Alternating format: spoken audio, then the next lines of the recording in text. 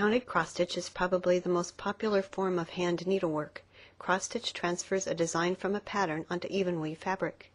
Each symbol on the pattern represents one X on your fabric. The shape of the symbol tells you the color. For the chart we're working on, each square symbol will be an X stitched in blue. The symbol 5 will be an X stitched in yellow, and so on. Embroidery floss is made up of 6 individual strands of thread. Cut a length of floss about 18 inches in length. Then pull out individual threads one at a time.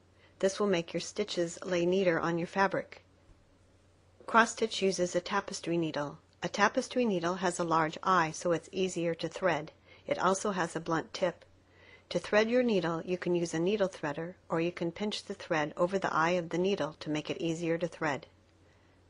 To start stitching, bring the needle up from the back of the fabric, leaving a 1-inch tail on the back. Stitch one diagonal of the X. Stitch over the tail of thread on the back for the first few stitches. Never use knots on the back of your fabric. Continue to stitch just half of the X for the entire row. When you reach the end of the row, work back, completing the X. It does not matter which direction the top of the X slants, but you want all of your stitches to slant in the same direction, otherwise your stitching will appear uneven. If we were stitching on 14 count Aida, which is a good fabric to begin on, we would use 2 threads. To make it more visible for our video, we are going to use 6 strands of floss on 6 count fabric. The count of the fabric simply means how many stitches there are in 1 inch. Our website has a cross-stitch calculator that will help you determine the number of threads to stitch with and the size of the tapestry needle to use. The store where you purchase your materials will also be happy to help you with this.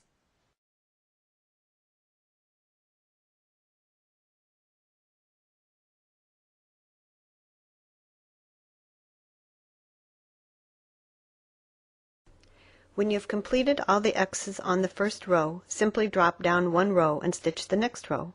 Again, just stitch 1/2 of the X for each stitch on the row, then complete the X on your way back. When you've completed an area or have run out of thread, you will need to end off.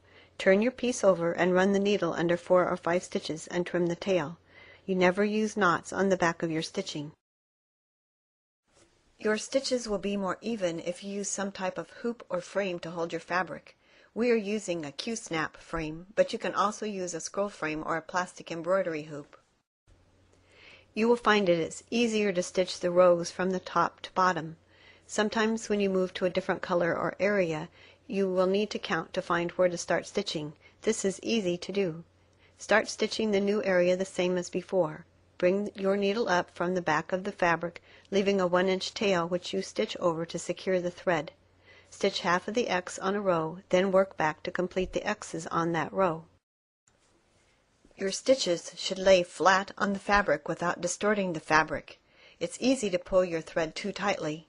Stitch a row with less tension to see if the stitches look better. If you run out of thread before you complete an area, just run your needle under a few stitches on the back to end off. To start stitching again, you don't have to catch the tail like we've shown before. All you need to do is run your needle under a few stitches on the back of the fabric, similar to how we ended off, and continue stitching. Keeping your stitching neat on the back will help when you try to frame or finish your project.